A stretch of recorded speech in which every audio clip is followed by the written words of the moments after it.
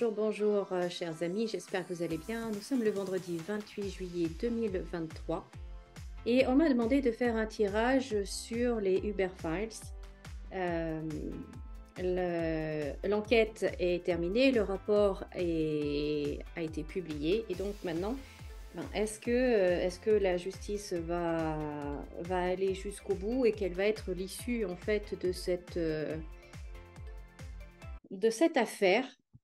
De cette affaire. Alors, j'ai fait le tirage, comme vous le voyez, et on voit en fait, alors quand je faisais les lignes, je me disais, mais la justice, vous voyez, première ligne, deuxième ligne, troisième ligne, quatrième ligne, la justice n'apparaît toujours pas, et elle arrive en cinquième et sixième ligne, donc les deux dernières. La justice apparaît. Je me disais, mais bon sang, c'est quand même incroyable. Euh, Est-ce que ça va vraiment passer comme ça, genre on cache à nouveau la poussière sous le tapis? Voilà, ça va mettre très très longtemps, hein. Ça va prendre le temps. Voilà, on sait que le rythme de la justice n'est pas le même que le rythme des réseaux sociaux, c'est certain. Mais quand même, là, ça va prendre du temps. Mais bon, avant cela, voyons voir un petit peu ce qui se passe. Donc, on va quand même apprendre certaines choses. Donc là, on a notre président qui apparaît ici. Mais à l'époque, il n'était pas président, hein, c'était avant 2017 quand l'affaire a commencé, on va dire. Il était ministre de l'économie. Donc, euh, donc, ça date déjà de cette époque-là, avant sa présidence. En sachant que le temps qu'il est président, il a l'immunité présidentielle, hein. Donc, de toute façon, il peut pas être poursuivi, il ne peut pas être condamné en tant que président, il est protégé. Donc voilà. Mais donc, qu'est-ce qu'il va faire face à cette affaire-là? Eh bien, il va faire ce que font tous les bons politiciens, c'est-à-dire qu'il va parler, qu'il va mettre des jolis mots, qu'il va faire de très jolies phrases.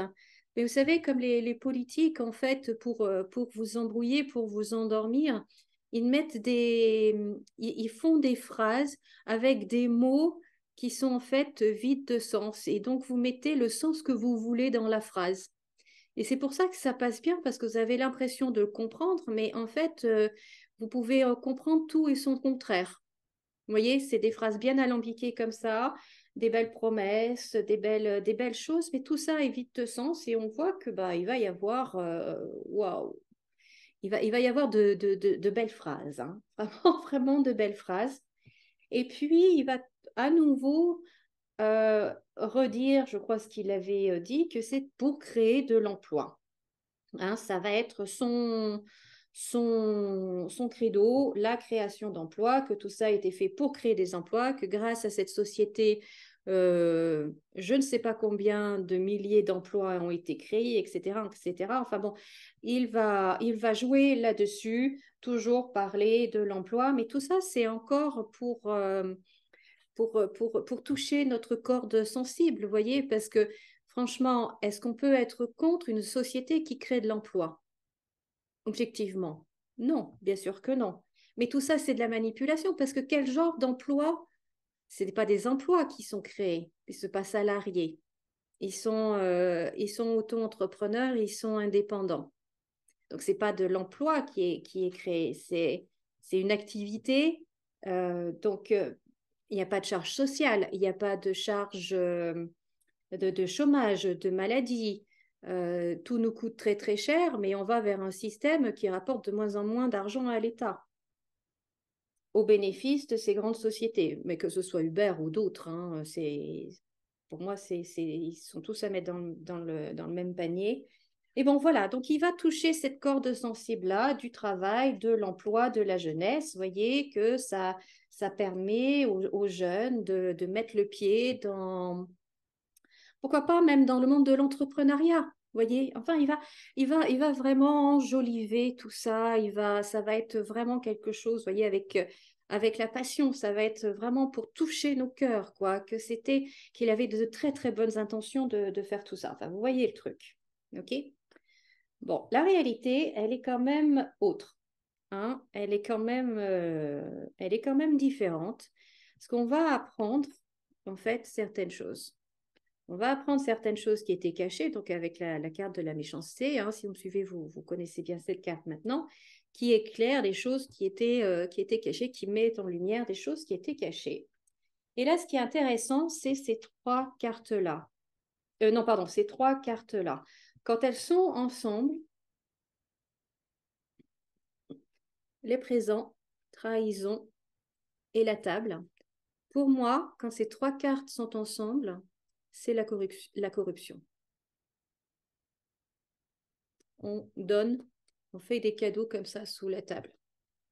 Et comme il y a la trahison, ça veut dire que c'est malhonnête, que c'est même illégal. Vous voyez, ça se passe en douce. On cache ça au bénéfice de certains au détriment d'autres. Vous voyez, donc pour moi, ces trois cartes-là, en fait, c'est la corruption. La corruption, où ça?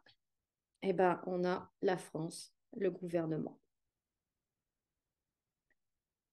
Donc, ça veut dire que dans ces dossiers, dans ces Uber Files, il n'y a pas que lui qui est concerné, mais beaucoup, beaucoup d'autres personnes. Et beaucoup ont touché leur petit billet, on va dire. Un petit billet. C'est très moche. C'est très moche. Donc, on voit bien que ça vient donc de l'étranger. On a l'étranger, on a l'autre côté de la Manche, le pays de la Manche, de l'océan, le pays qui est donc de l'autre côté. Donc, ça correspond bien à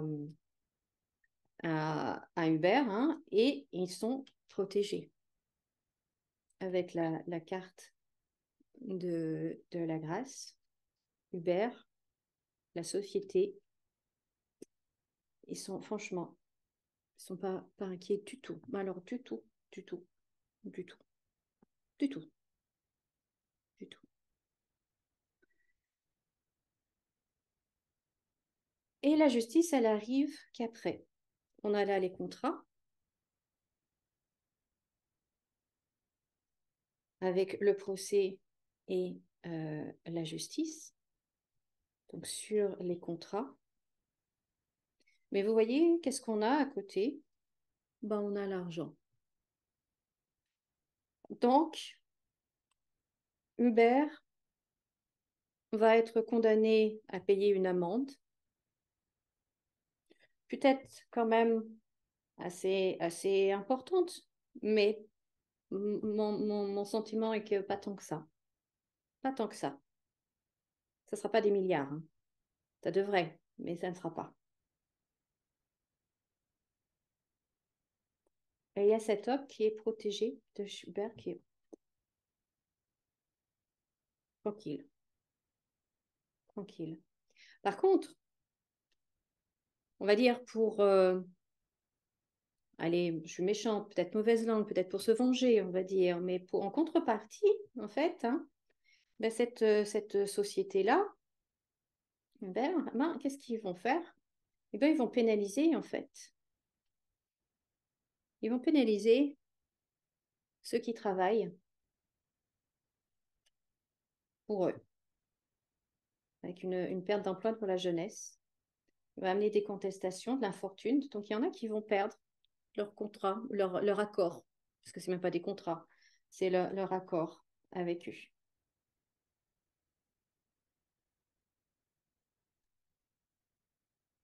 Et là, ça va être moche, en fait. Ça va être moche. Parce qu'une société qui est importante comme ça, elle a les moyens de nous faire très mal. Elle a les moyens de nous faire très mal. Et, et je pense que c'est ce qu'elle va faire. Je pense que c'est ce qu'elle va faire.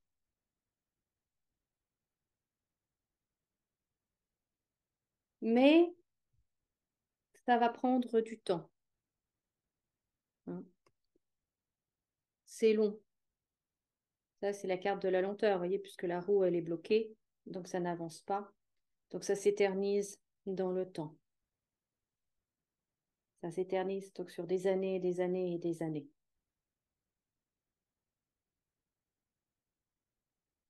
Donc voilà ce que je pouvais vous dire sur les Uber Files. Honnêtement, ça ne va pas faire grand bruit comme ça devrait. Parce qu'avec là, ce qu'il y a là au milieu, là, ça devrait être le scandale d'État, quoi. Ben non, ça va faire flop. Ça va faire flop et puis à la fin, il y aura une amende. Voilà.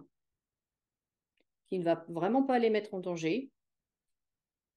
Vraiment pas. Mais voilà, quoi. Donc, ouais. Enfin, voilà ce que je pouvais vous dire donc sur les Uber Files. Dites-moi ce que vous en pensez dans les commentaires. Et si vous avez aimé cette vidéo, merci de laisser un pouce en l'air, de vous abonner si ce n'est pas déjà fait, de partager et tout et tout et tout. Et puis, moi, je vous dis à très très bientôt. Profitez bien de votre week-end. Comme d'habitude, souriez et rayonnez. À bientôt.